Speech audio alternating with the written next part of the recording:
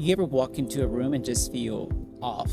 What if your home could make you feel more rested, more focused, even healthier without changing a single square foot?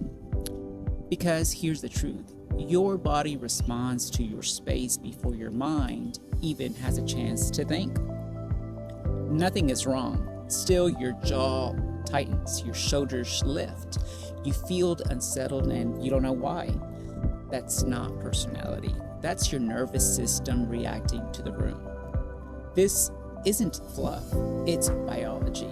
Your home is constantly sending your body signals through your color, light, scent, texture, and layout. It's called environmental encoding.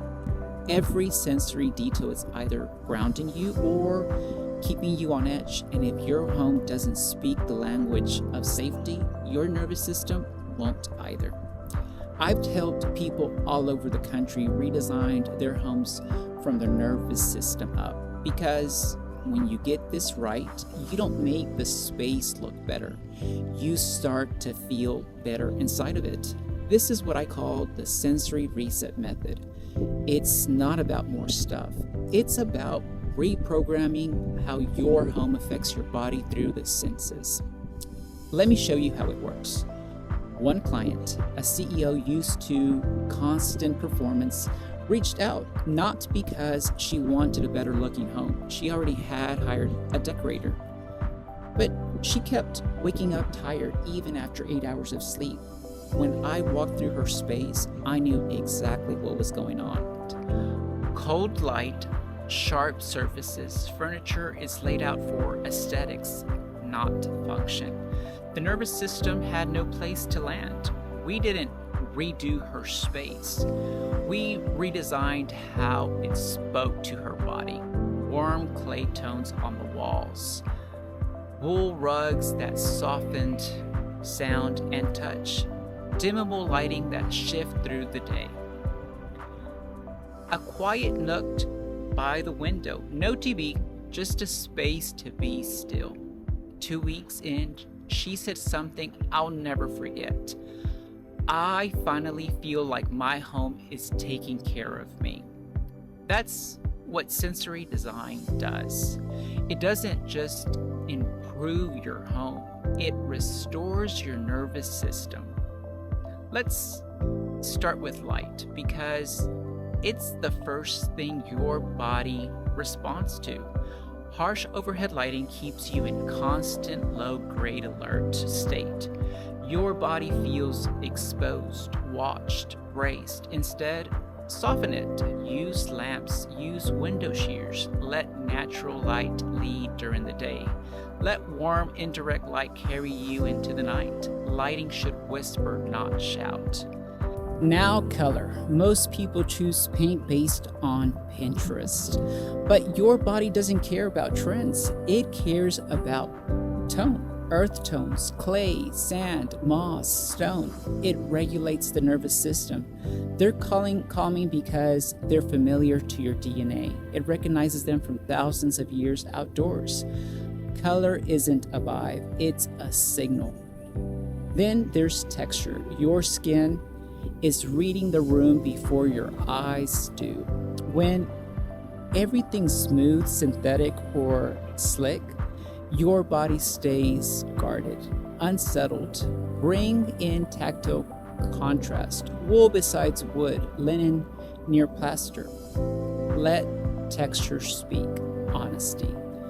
Your body knows when something's real and it relaxes into it. Sound is next.